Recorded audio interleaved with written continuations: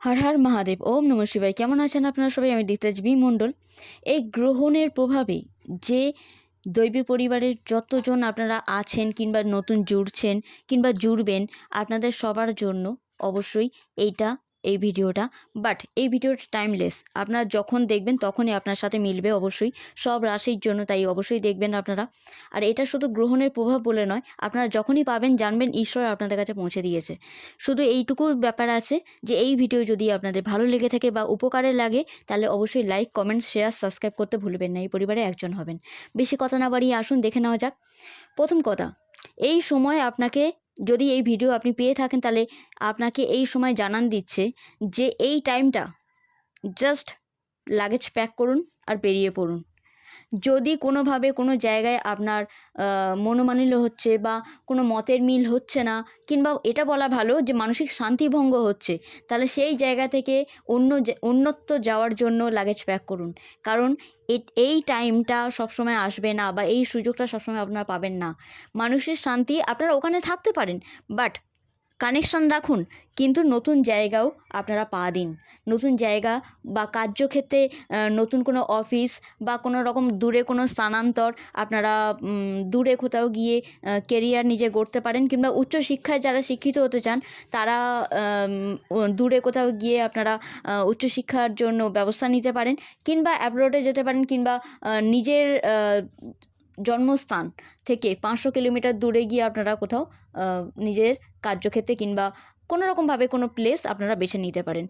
কিংবা যদি এমনটাও না করতে পারেন, তাহলে অন্তত তীর্থযাত্রা করুন। তীর্থ ক্ষেত্রে ঘোরা বা ভ্রমণ করা, গঙ্গা স্নান করা, দেবদেবী দর্শন করা আপনাদের জন্য যে ব্লকেজ আছে, যে বাধা আছে, সে বাধা কাটাবে।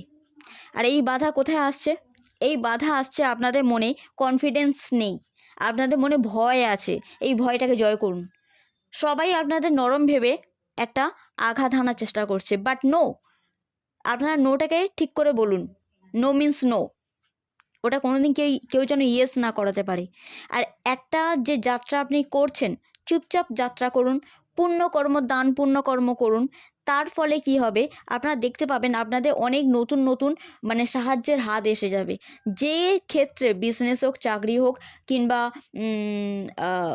এডুকেশনে হোক, কিংবা লাভ লাইফে, ম্যারেজ লাইফে, হেলথের জন্য, যে ক্ষেত্রতে, জীবনের যে ক্ষেত্রতে আপনাদের সহায়তার প্রয়োজন পড়বে, আপনারা দেখতে পাবেন সাহায্যের হাত আপনারা পাবেন। ঈশ্বর পাঠিয়ে দিচ্ছে, শুধু একটু দৃষ্টিকোণের চেঞ্জ করার প্রয়োজন। যে আপনারা যদি ভাবেন যে না আমি একাই সব কিছু সামলাবো, কিন্তু পারবেন না। তাই 4 তারিখ, 1 তারিখ, 5 তারিখ, 14 তারিখ very very important, luggage pack করুন আর বেরিয়ে পড়ুন।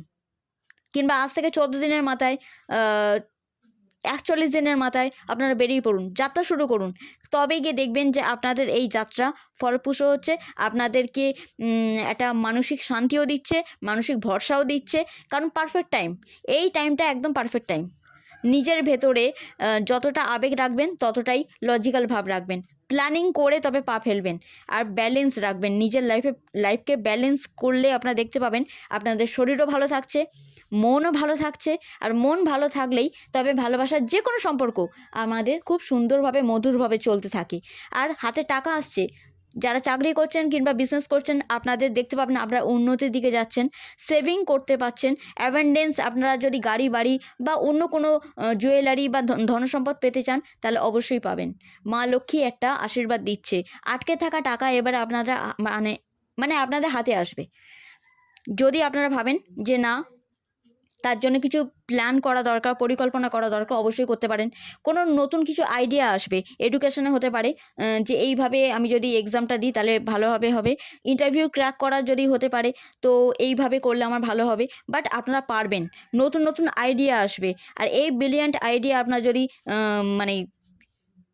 অ্যাপ্লাই করতে পারেন, তাহলে কিন্তু আপনারা দেখবেন যে কোনো বাধা কাটিয়ে আপনারা এগিয়ে যাচ্ছেন। তবে হ্যাঁ, বেশি কৃপণতার দিকে যাবেন না। আবার এমনটাও নয় খুব খোলাখুলিভাবে খরচা, অপব্যয় না, অতিরিক্ত মাত্রায় কোনো কিছু করবেন না।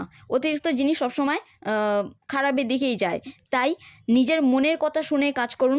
যতটা পারবেন নিজের গোপন কথা গোপনে রাখবেন, গসিপ করা থেকে দূরে থাকবেন।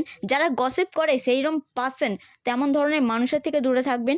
দেবদেবীর দর্শন করা, তাদের কাছে প্রার্থনা করা, নিজের জন্য কোনো কিছু চাওয়ার থেকে বড় কথা নিজের সাথে সাথে সবার জন্য মঙ্গল কামনা করা, এটা যদি আপনারা করেন, আর তার সাথে সাথে নেচারের প্রতি একটা যে দায়িত্বশীল হওয়া, বৃক্ষরোপণ করা বা যে বৃক্ষ আছে তাতে জল দেওয়া বা যাই হোক, কোনো রকমভাবে নেচারকে নিজের অংশগ্রহণ দিন, নিজের কাজ কি বলে ওটাকে, আই মিনস নেচারেতে নিজের যোগদান দিন। তবে দেখতে পাবেন আপনারা আপনাদের মানসিক শান্তি পাবেন। আর অনেকভাবে অনেক কমিউনিকেশনের মাধ্যমে অনেক সম্পর্ক সুলঝে যায়, আবার অনেক সমস্যার সমাধানও হয়ে যায়। তাই কথাবার্তা আপনারা কাকে কী বলছেন সেটা দেখবেন। ভুল মানুষের কাছে সঠিক কথা একদমই বলবেন না, তাহলে কিন্তু সেই সঠিক কথা নিয়ে আপনার কাজটাকে পণ্ড করতে তারা মানে মরিয়া হয়ে উঠবে। তাই নিজের কথা নিজের পর্যন্ত রাখুন। হেলথ আপনাদের সঠিক হবে যদি আপনারা একটু দূরের স্থানে বা কোনো নদী পার হন বা কোনো গঙ্গা নদীর স্নান করেন, কিংবা গঙ্গা জলের স্নানের সাথে সাথে নদী পার হয়ে, যেমন আমি বলি আমি কলকাতায় তো দক্ষিণেশ্বরটা আমার আগে মনে আছে কেন, গঙ্গা নদী পার করা যায় আর গঙ্গা স্নান করা যায়, তার সাথে মা ভবতারিণী দর্শন করা যায়।